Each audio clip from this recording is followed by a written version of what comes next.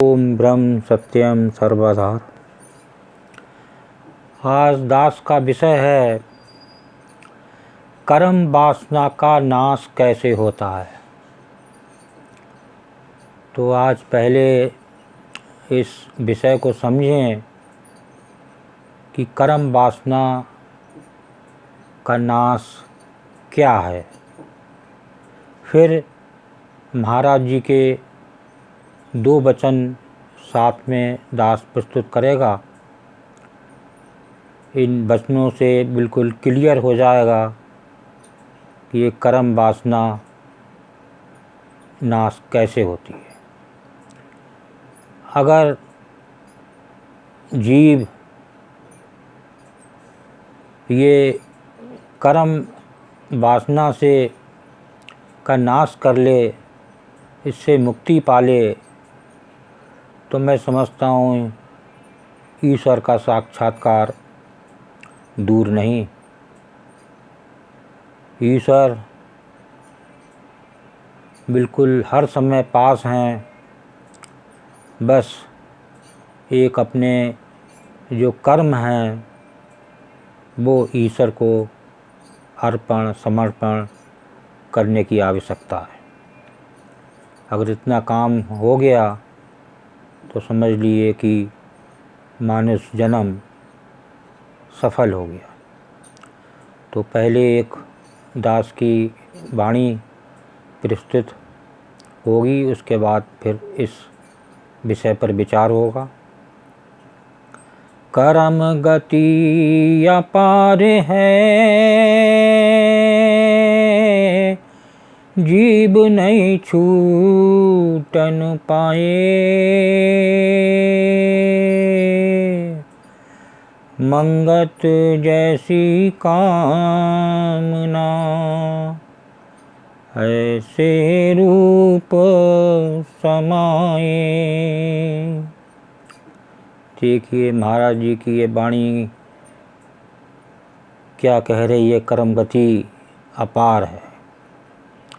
ये कर्म का जो बंधन है, ये जब तक जीव संसार में रहता है कुछ ना कुछ कर्म करता रहता है। इसके बिना एक पल भी खाली नहीं रह सकता। इसीलिए ये वाणी कह रही है कर्म गति अपार है, जीव नहीं छूटन पाए। जीव कभी भी इससे छूट नहीं सकता। अगर छूटना चाहता है तो जो कर्म हैं उनको ईश्वर के अर्पण करना पड़ेगा, समर्पण होना पड़ेगा। तभी जीव जो है वो इससे छूट सकता है। और मंगत जैसी कामना ऐसे रूप समाए।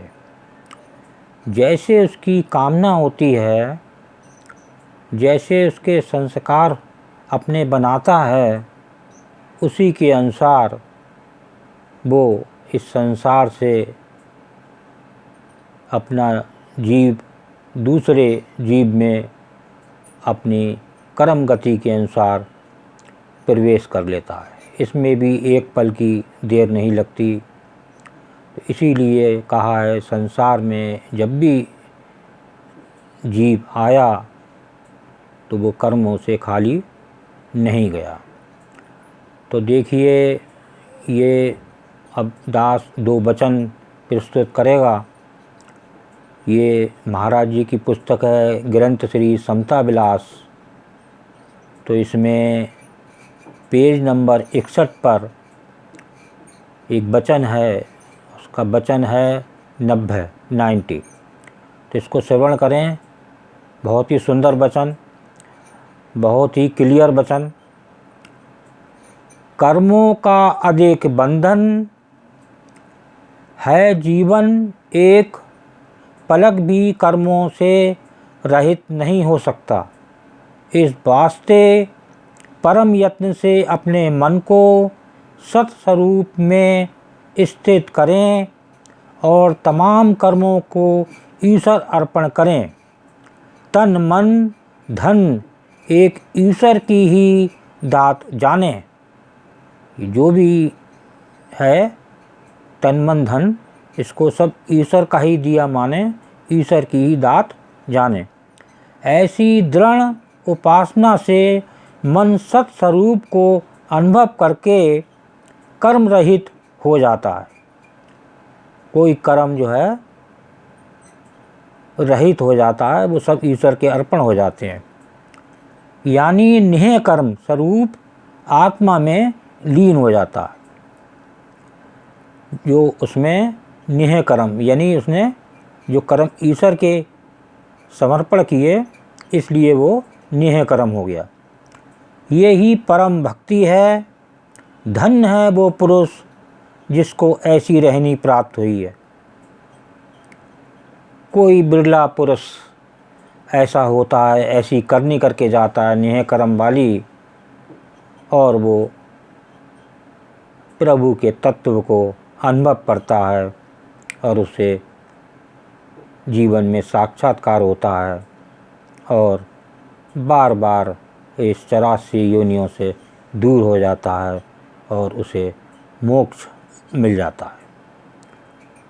तो अब इसका दूसरा वचन है, वचन नंबर 38, पेज 378, 378।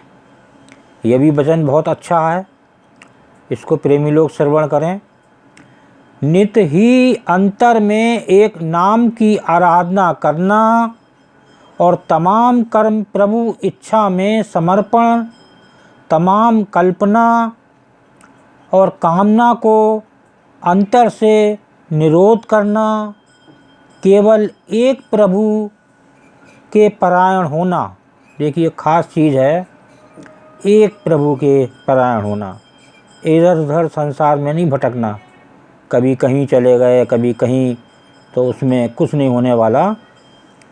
अगर इस जग में मानव जन्म का जो ध्येय है वो पूरा करना है, तो एक ईश्वर के अर्पण अति आवश्यक है। तो ये एक परायण होना ही निर्मल भक्ति है। ऐसे सत अनुराग के बल से बुद्धि कर्म वासना को त्याग करके अपने आप में निश्चल होकर अंतर्मुख हो जाती है। यानी तमाम शारीरिक कर्मों के बंधन से निर्मल होकर अपने अंतर में एक शब्द स्वरूप अविनाशी तत्व में अडोल हो जाती है। ऐसी स्थिति परम कल्याण को का स्वरूप है और समता आनंद है। इस आनंद से ये आनंद कहलाता है, ये परमानेंट आनंद। ऐसा आनंद नहीं कि आनंद मिला और छिन गया। ये प्रभु का जो है ये परमानेंट आनंद है। इस आनंद की को बयान ही नहीं किया जा सकता। बहुत ही आदमी को जो है इससे अच्छा कुछ नहीं लग सकता, इसका किसी तरीके से भी बयान नहीं किया जा सकता। तो एक लास्ट में एक वाणी और सुने, ये भी बड़ी सुंदर वाणी है। करनी से गुरु पीर अवतारा, करनी बांधा कुल संसारा, जैसी करनी जिस जग करी, तिस अनुकूल शोभा को धरी। देखिए, करनी से गुरु पीर अवतारा, जिसने इस प्रकार की ईश्वर को अर्पण करा है, समर्पण करा है, तो और नेह कर्म करे हैं, तो करनी ही से ही वो गुरु पीर अवतार बने। ऐसे नहीं कि बिना करनी के ही पीर अवतार बन गए। कोई भी अवतार जब संसार में आया तो वो नेह कर्म करके ही उसने जग को जीता। और करनी बांधा कुल संसारा, इस करनी से सारा संसार बंधन रूप है। सारा संसार करनी में बंधा हुआ है। ये प्रभु की लीला या इसको माया कहिए। और जैसी करनी जिस जग करी, अब जैसी भी करनी इस संसार में जिसने करी उसको उसी के अनुकूल, उसी के अनुसार उसकी शोभा हुई, उसको फल ईश्वर का उसी को मिला जिसने जो है जैसी करनी करी। जैसा करोगे वैसा भरोगे, as you sow shall you reap. तो देखिए, जब जग में आए हैं और ईश्वर ने एक जो है अनमोल चोला, दुर्लभ चोला दिया है, तो उसकी लाज रखें और कर्मों को ईश्वर को समर्पण करते हुए अपना जीवन यापन करें और अपने जीवन को सफल बनाएं। ओम ब्रह्म सत्यम सर्वधार। दास का अगर ये चैनल अच्छा लगा हो तो इसे सब्सक्राइब करें, बेल प्रेस करें, लाइक करें, शेयर करें, ताकि आगे आने वाली वीडियो सर्वप्रथम यूट्यूब में आपको मिल सके। ब्रह्म सत्यम सर्वधार।